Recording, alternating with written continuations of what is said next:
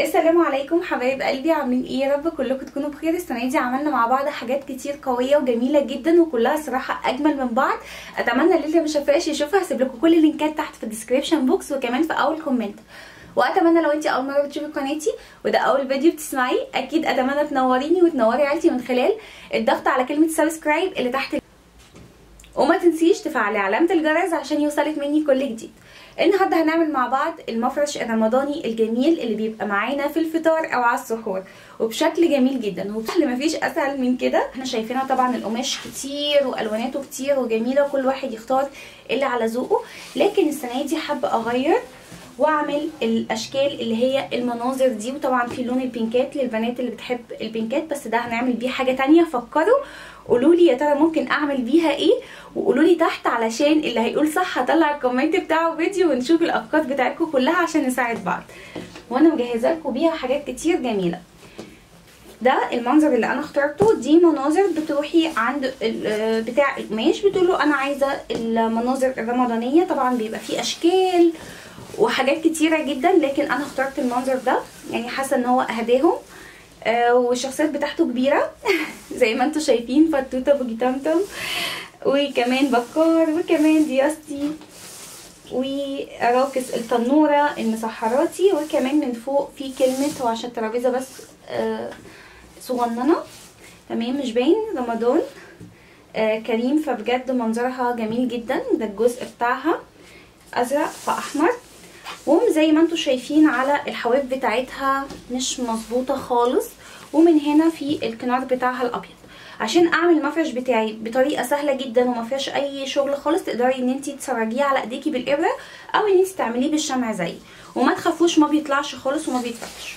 هبتدي حبايبي همسك المفرش بتاعي اقلبه، وابتدي اتني الاطراف بتاعتي بالشكل ده تمام.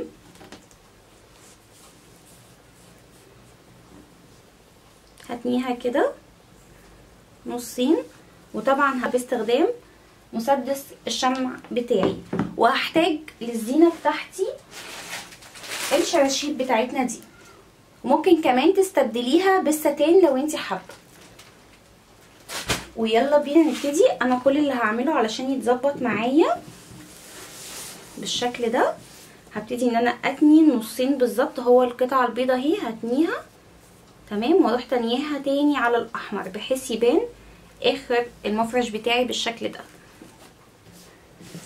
واحط الشمع بتاعي من جوه واقفل بالشكل ده. بالشكل ده هكمل، وبنفس الحكايه برضو الجنب ده علشان الفتله بتاعتها ما تتقطعش بزياده. هبتدي برضو اتنيها حبايبي بالشكل اللي انتوا شايفينه ده، يعني هتنيها تانية جوه تانية تمام، بحيث برضو تبان معايا كده. فهخلصها ونشوف مع بعض هنعمل ايه تاني.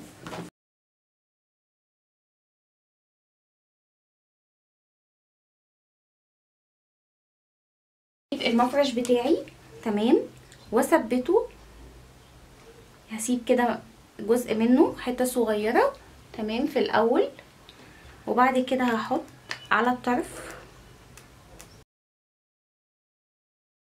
وبعد كده هرفعه سنه بسيطه بالشكل ده تمام، وابتدي انزل. هفضل كده بقى اطلع وانزل بحيث يديني شكل الزجزجه الجميل ده. طبعا هنا كده عليه هو احسن عشان اعرف اتحكم.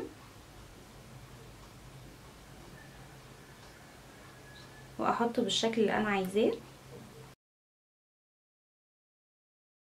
حبايبي. زي اظن طبعا هي وضحت تمام. هبتدي بقى انا اعمله على السريع، وابتدي كده بالزجزاجه بتاعتي، بس الافضل تحطيه على الشريط الشمع عشان تقدري تميليه معاكي بالشكل اللي انت حباه. هخلصه بقى ونشوف شكله النهائي عامل ازاي